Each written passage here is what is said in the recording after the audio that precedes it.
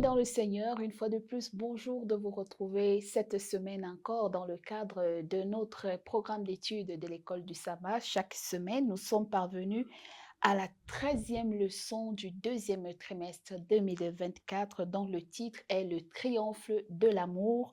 Le triomphe de l'amour, donc, dans ce trimestre qui s'achève avec le grand thème, le grand conflit cosmique, nous allons ensemble voir quelle est l'espérance qui se rattache à la fin de ce conflit cosmique, quelles sont nos attentes alors que nous savons les événements qui vont certainement se dérouler à la fin des temps.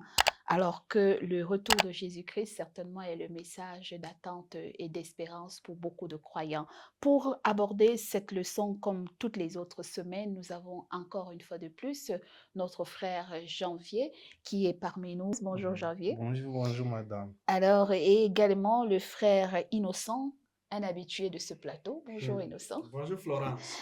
Avec nous, donc, nous allons aborder ensemble la leçon 13, le triomphe de l'amour. Nous allons demander au frère Innocent de nous unir dans la prière. Prions. Notre Dieu, notre Père, nous voulons te louer, te magnifier parce que tu es bon. Tu nous as protégés et à ces instants, nous voulons encore t'écouter nous parler au travers de cette 13e leçon qui nous parle du triomphe de l'amour de Dieu. Permets à ce que nous puissions encore sonder ton amour la plus profonde. Au nom de Jésus, Amen. Amen. Le triomphe de l'amour de Dieu, en quoi est-ce que Dieu triomphe au travers de son amour? Le verset à mémoriser de cette leçon 13 est situé dans le livre d'Apocalypse, le chapitre 21, le verset 3 et 4, qui dit: Et j'entendis du trône une voix forte qui disait: Voici le tabernacle de Dieu avec les hommes. Il habitera avec eux et ils seront son peuple et Dieu lui-même sera avec eux. Verset 4, Apocalypse 21. Il essuiera toute larme de leurs yeux et la mort ne sera plus et il n'y aura plus ni deuil, ni cri, ni douleur, car les premières choses ont disparu. Voilà donc notre verset à mémoriser. Alors ainsi donc pour planter la discussion de notre étude de cette semaine, comment est-ce qu'on peut envisager un monde sans douleur, sans cri? Sur quoi se fonde réellement l'espoir d'un monde meilleur pour les humains habitués à affronter la dure réalité du mal, de la souffrance et de la mort chaque jour et depuis la nuit des temps? Frère Janvier. Oui. En fait, il y a une chose que nous devons savoir. Mm. Et tout ce que Christ lui-même nous a dit, c'est quelque chose qui doit arriver. Mm. J'aimerais que nous puissions lire 1er Jean chapitre 3, les versets 1 et jusqu'au 3e. Mm. Ça me dit ceci. Voyez à quel amour le Père nous a témoigné pour que nous soyons appelés ses enfants. Et nous les sommes. J'aimerais que je puisse sauter juste au 3e verset. Mm. Quiconque a cette espérance Mm. en lui Mm. se purifie comme lui-même est pur.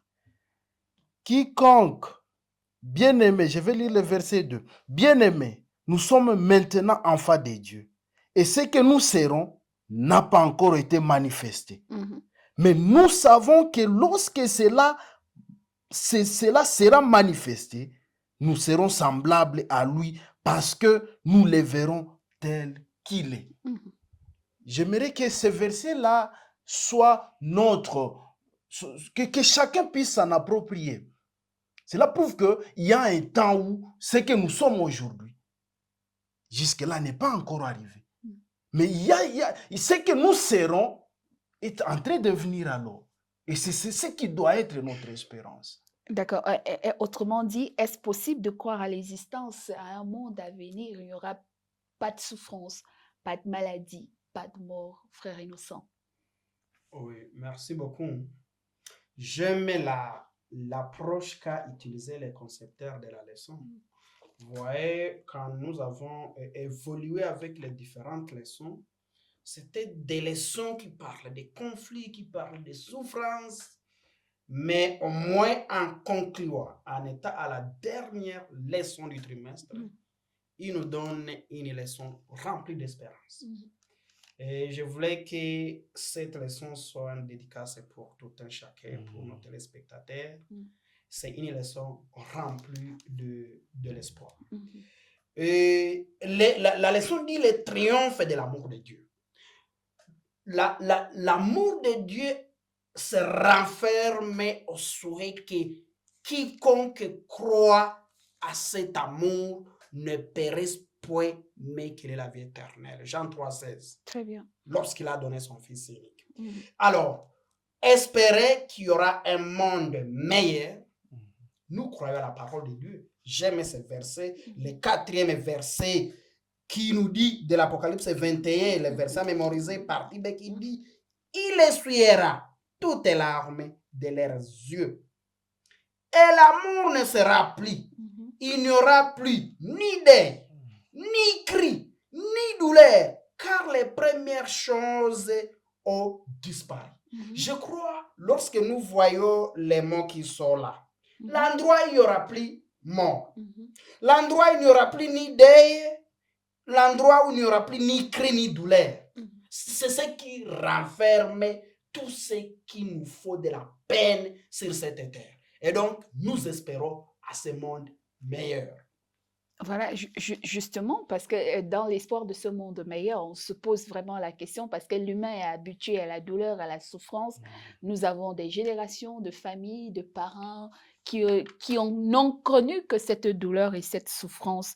Et on nous dit que un jour, à un moment donné, toutes ces choses, ces douleurs, ces peines, ces morts, les bien-aimés que nous pleurons, tout ça, il n'y aura plus. Et que nous ne connaîtrons plus la mort, parce que justement, le constat, c'est que nous nous battons tous, mais la plus grande bataille de l'être humain, c'est devant la mort. C'est devant la mort. Et qu'on nous dise maintenant que la mort, à un moment donné, sera vaincue. Quelle leçon biblique doit-on retenir donc sur les notions, par exemple, de l'enlèvement des saints, frère Innocent? Bon, alors, en fait, quand nous parlons de... Parce qu'on parlera de l'enlèvement des saints, on parle du millénium, on parle de la prison de Satan, voilà. Bon, en fait, je voulais que nous puissions lire les paroles de Paul en 1 Thessaloniciens 4, à partir du 14e verset, je vais lire rapidement où il dit « Car si nous croyons que Jésus est mort et qu'il est ressuscité, croyons aussi que Dieu ramènera par Jésus avec lui ceux qui sont morts. Voici, en effet, ce que nous vous déclarons. D'après la parole du Seigneur, nous les vivants, restez pour l'avènement du Seigneur, nous ne devancerons pas ceux qui sont morts, car le Seigneur lui-même, en un signal donné à la voix d'un archange et au son de la trompette de Dieu descendra du ciel, et les morts en Christ ressusciteront premièrement. Voilà. Ensuite, 17e verset, nous les vivants, qui seront restés, nous serons tous ensemble enlevés avec eux sur les nuées à la rencontre du Seigneur dans les airs. Ainsi, nous serons toujours avec le Seigneur. Amen. Donc, je voulais que... C'est le fondement de l'enseignement sur l'enlèvement des saints. Oui, oui. Voilà. Et donc, c'est là qui seront restés fidèles. Parce que cela, ça renvoie même à l'Apocalypse 20, 23e verset B, où il dit... Après cela? Non, 4e verset B. Là, il dit... Et j'ai vu les âmes de ceux qui avaient été décapités à cause du témoignage de Jésus et à cause de la parole de Dieu, et ceux qui n'avaient pas adoré la bête ni son image et qui n'avaient pas reçu la marque sur leur front et sur la main. Ils rêvèrent à la vie et ils régnèrent avec Christ pendant la vie. Voilà. Tout cela, on nous montre que c'est là qui se reposent en Christ ressusciteront le premier. Et ceux-là, parce que Jésus ne va pas va rencontrer quand même ceux-là qui seront encore en vie. Vivant, au moment où il oui. viendra, Oui, il y aura oui. des humains vivants sur la terre. Vivants, ceux-là qui seront fidèles lors de son avènement, avec ceux-là qui se sont reposés en Christ. Alors quand je parlais de se reposer, c'est ceux-là qui sont morts en Christ, vont ressusciter à la première résurrection, et ceux, le vivant, les fidèles qui seront en vie, tous seront enlevés pour rencontrer Jésus dans les airs. Donc, bien évidemment, nous comprenons donc à ce niveau qu'il n'y aura pas deux enlèvements. Merci au frère Innocent. Il y a un seul enlèvement, c'est celui qui se fera lorsque Jésus-Christ reviendra très bientôt, parce qu'on ne parlera pas de la résurrection des saints si déjà tout le monde meurt et va au paradis.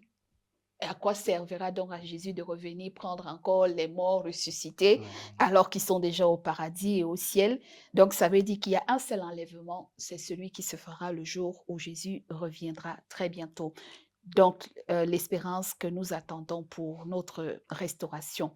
Pendant ce temps, donc, on nous dit que lorsque les saints seront enlevés, ils feront avec Jésus 1000 ans dans le ciel. Que feront-ils, frère Innocent? Bon, merci beaucoup.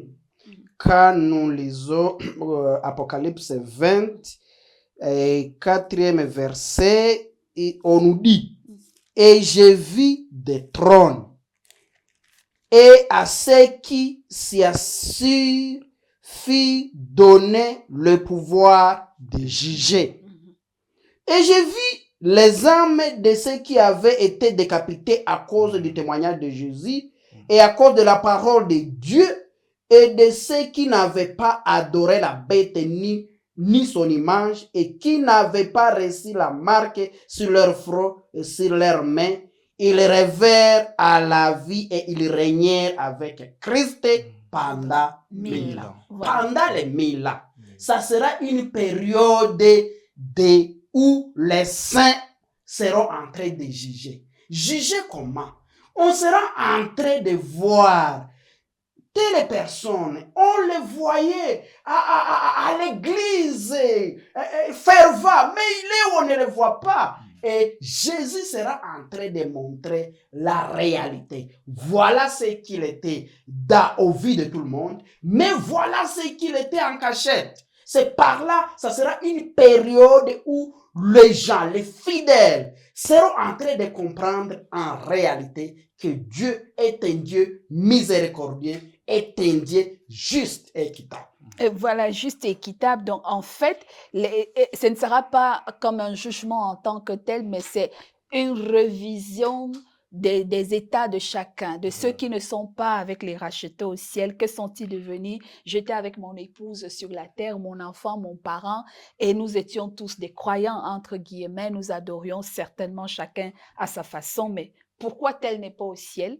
Et Jésus ouvrira les livres avec les anges pour voir passer le défilé de ces personnes qui sont absentes à l'appel du festin de l'agneau. Et pendant ce temps, que deviendra donc Satan, frère Janvier? Merci. C'est ce qui est dit toujours dans Apocalypse chapitre 20, où on dit que Satan sera jeté dans l'abîme. Quand on dit l'abîme, ça veut dire que Satan sera dans les vides. Dans l'inactivité totale. C'est-à-dire, tout ce qu'il est en train de faire aujourd'hui, ses talents, il n'aura pas le temps de le faire parce qu'il n'y aura plus de gens. D'accord, oui. Alors, c'est lorsque l'on va finir à ce moment-là qu'il va encore recommencer l'activité pour après les 1000 ans. Alors. Après les 1000 ans. Oui, parce que justement, l'Apocalypse nous dit qu'après les 1000 ans, il n'y aura pas de vie sur la terre, frère Innocent. Frère Innocent, il n'y aura pas de vie là. Donc, on parle de prison dans laquelle Satan sera. Alors, je voulais qu'on précise un élément. En fait, quand Jésus arrive sur la terre, on nous dit tout œil le verra. Je voulais préciser une chose. Il y a ceux-là qui disent que nous n'irons pas au ciel, qu'ils vont hériter les maisons bien construites. Des riches aujourd'hui. Ça c'est une fausse théorie, les amis. Personne ne va hériter quelque chose quand Jésus revient. Nous tous, nous irons au ciel. C'est là les fidèles.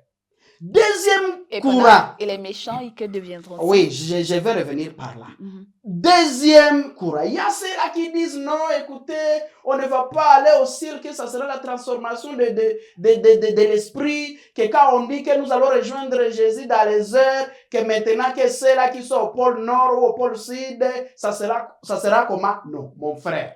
Chacun là où il est, il va rejoindre Jésus dans les airs s'il est fidèle. Ne t'occupe pas de ceux-là qui sont au pôle nord ou au pôle sud. La création d'abord en elle-même, c'est un mystère. Ouais. Alors, quand Jésus arrive, tout le monde le voit en un clin d'œil. Les fidèles, les vivants là, fidèles à lui, seront transformés en un clin d'œil. Mhm. Le méchant, ceux-là qui ne seront pas en ordre avec Jésus, avec la gloire de Jésus, ils vont mourir. Ils seront comme anéantis. Personne ne va enterrer l'autre. Ils vont juste rester sur la terre. Ils ne vont pas pourrir. Ceux-là qui étaient morts dans les péchés, ils ne vont pas ressusciter. Ils vont rester là dans la tombe pendant 1000 ans. C'est après les 1000 ans que ceux-là qui étaient morts dans les péchés et ceux-là qui sont morts en voyant la gloire de Jésus, que tous vont ressusciter. Et ça, c'est la deuxième résurrection. Et la résurrection des méchants. C'est là qui vont ressusciter à la deuxième résurrection. La résurrection des méchants. Et c'est pour cela qu'on dit que pendant 1000 ans, pendant que les rachetés seront au ciel et que tous les méchants restés sur la terre sont morts, il n'y a pas d'activité. Et c'est en cela que la Bible parle que Satan, dans Apocalypse 20, parle de la prison de Satan parce qu'il n'aura pas d'activité, il n'aura pas des humains à séduire. Et souvenons-nous que la seule race parmi les créatures, en dehors des anges, qui ont suivi, une partie des anges qui ont suivi Satan dans sa rébellion, il n'y a que la race humaine qui a également suivi. Donc Satan n'aura plus d'adeptes sur la terre pour séduire, il sera en train de en perdition, en balade avec ses anges démons. Alors, pour nous, donc, la Nouvelle Jérusalem, la Bible nous dit que la Nouvelle Jérusalem va descendre du ciel et elle va se poser quelque part dans un espace de la planète Terre après les 1000 ans. Et il va donc se faire cette guerre qu'on appelait Armageddon. Est-ce que Frère Janvier peut-il expliquer cette guerre? Quel sera l'objectif de cette nouvelle attaque de la part de Satan? Oui, merci. En fait, quand Satan lui-même va alors se retrouver qu'il y a alors des gens autour de lui, il va chercher à les mobiliser, que nous devons nous attaquer à cette ville. Nous devons détruire cette ville. Nous devons l'investir, entrer aussi dans cette ville. Parce que il va retrouver qu'il y a des gens, par exemple, comme le frère Innocent disait, que ceux qui sont morts loin de Christ, ils vont aussi ressusciter à la seconde résurrection. Et que ce sont ces gens-là que Satan va utiliser pour vouloir s'attaquer à cette ville-là que Christ vient d'instituer déjà. En fait, Dieu les ressuscite pour qu'ils contemplent la gloire de Dieu au travers de la Nouvelle Jérusalem. Eux qui n'ont pas cru aux promesses d'un monde à venir, Dieu implante cette Nouvelle Jérusalem, cette cité sainte quelque part, et il ressuscite les méchants et il leur dit, regardez ce que vous avez raté. Et il séduit donc par Satan qui va les pousser une fois de plus maintenant à aller investir ce camp. Est-ce qu'ils réussiront dans ce coup? Parce que c'est la fin de notre émission pratiquement. Est-ce qu'ils vont réussir à investir le camp, la cité céleste Jérusalem, disons pas cité céleste, mais la Jérusalem, la nouvelle cité qui va s'implanter sur la terre? Est-ce qu'ils vont réussir leur mission, frère Innocent? Quand nous lisons au niveau du Apocalypse 29e verset, on nous dit, après ce que Janvier vient de nous expliquer, 9e verset, on nous dit, et ils montèrent sur la surface, c'est ce que Janvier disait, sur la surface de la terre, ils investirent les cas des saints et la ville bien-aimée. Mais un feu descendit du ciel et les dévora. Donc, ils ne vont pas réussir, parce qu'au 10e verset, on nous dit, et le diable qui les séduisait fit jeter dans les temps de feu, et les souffles où sont la bête et le faux prophète, ils seront tourmentés jour et nuit au siècle des siècles. Justement, frère Innocent, est-ce que vous pouvez nous expliquer la conception biblique de l'enfer à ce moment-là? Est-ce que ce sera donc ce feu-là, est-ce que ce sera un feu qui va rester et brûler pendant éternellement, ou bien c'est juste une destruction qui aura un temps, mais donc la mort a une conséquence éternelle? Bon, merci. Donc, quand on parle, il y a ceux-là qui pensent que les gens vont brûler. Aujourd'hui, quelqu'un est en train de brûler. Demain, quelqu'un est en train de brûler. Non, c'est pas ça. En fait, l'acte là de destruction a un fait, a une période de fait. C'est la destruction là qui est éternelle. Parce que c'est là qui va emboîter le mauvais chemin. Une fois détruit, c'est la destruction éternelle. Ils ne seront plus là. Ils n'existeront plus jamais. Ils n'existeront plus jamais. C'est pourquoi on parle de la mort éternelle. Voilà. Et c'est là qui vont choisir les bons cas. Ils vont vivre éternellement dans la joie. Donc, il n'y aura pas un feu qui restera allumé de toute éternité, Janvier. Oui. Donc, alors, en quoi tout cela démontre l'amour de Dieu pour l'humanité? En somme, un monde à venir sans conflit, sans péché à l'avenir. Qu'est-ce qu'on retient de l'amour de Dieu à travers la fin de ce conflit? Y aura-t-il encore le péché surviendra un jour, ou bien le péché prendra fin définitivement avec ce dénouement? Et c'est pour cela qu'Apocalypse là dit que tout sera détruit. La mort, comme aussi le séjour des morts, ce ne sera plus. Pour dire que ces péchés-là, tout ce que nous voyons comme souffrance, n'existeront plus jamais. Parce que Dieu et nous, mais les gens même vont dire, même ceux qui seront brûlés avec Satan, et même vont dire, réellement, ce Dieu-là est juste. Je vais ajouter un élément. Merci. Tu as dit, qu'est-ce que tu rassures que le péché ne viendra plus? Je vais dire une chose. Ceux-là qui iront au ciel sont des vainqueurs. Oui. Imaginez-toi, une question que tu as échoué à l'examen et qu'on a corrigé au tableau. Cette question, tu ne peux plus l'échouer. Oui. Des fois, c'est que les enseignants faisaient. Il amène une question à l'interrogation, vous échouez. Il corrige au tableau. À l'examen, la même question revient. Même si tu n'as pas fait l'étude sur la page, et là, je t'assure, tu ne peux plus échouer cette question. Ceux-là qui iront au ciel, ce sont les vainqueurs qui ont vaincu le péché. Ils ne peuvent plus échouer sur la même question que vous avez échoué pour la première fois. Et merci donc. Et on se retrouvera dans un monde nouvellement reconstruit comme au départ. Dieu a créé la terre, le monde et tout son système autour de nous, cosmique comme on le dit. Mais il y a eu l'entrée d'un ordre inattendu, celui du péché, et qui a entraîné la mort de nous, la race humaine. Et il nous dit que au-delà de la destruction de ceux qui se seront rebellés contre son autorité, son amour et même sa grâce, alors qu'il nous a tendu la main du salut par Jésus-Christ, seront détruits avec le père de la rébellion, Satan, et les anges qui ont suivi Satan dans leur rébellion. Pour nous donc, message d'espoir au lieu de message de doute ou de crainte. Restons connectés à l'amour de Dieu, parce que bientôt, il vient mettre fin à toutes nos douleurs, à toutes nos souffrances, à toutes nos peines. Et si nous avons la foi et l'assurance que ce message est un message vrai, que c'est un message d'amour, parce qu'il a tant aimé notre monde qu'il a donné son Fils, croyons en Jésus-Christ, donnons-lui notre vie et couvrons-nous de sa justice. Ce grand jour, au grand jour de jugement, sa justice nous couvrira et nous serons du camp des vainqueurs pour jouir de la cité sainte. Que le Seigneur nous bénisse et qu'il nous garde dans cette espérance. Nous allons demander au frère Janvier de nous unir dans la prière d'espérance. Merci Seigneur, parce que tu as été encore à notre côté.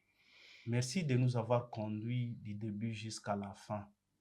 Éternel Dieu, que ça ne soit pas nos voix qui seront écoutées, ô Dieu, mais que ça soit ta voix, Père, qui appelle tout le monde, parce que nous sommes en train d'aller vers la fin de cette terre. Accorde-nous, ô Dieu, cette grâce d'être content de te voir quand tu viendras et de te rencontrer dans les airs. Amen. Oui, que toute personne qui va écouter, ô Dieu, toutes ces voix ici, Seigneur, qu'ils sentent la puissance de ton Esprit Saint, oh Dieu. Amen. Et que nous tous, nous puissions nous rencontrer lorsque tu viendras. Au nom de Jésus. Amen. Amen. Merci donc d'avoir partagé ce deuxième trimestre 2024 avec nous. Donc le grand thème était le grand conflit cosmique. Partagez, likez, laissez-nous vos commentaires. Rendez-vous la semaine prochaine avec une nouvelle étude du troisième trimestre. Ce sera avec le livre de l'évangile de Marc. Merci, au revoir.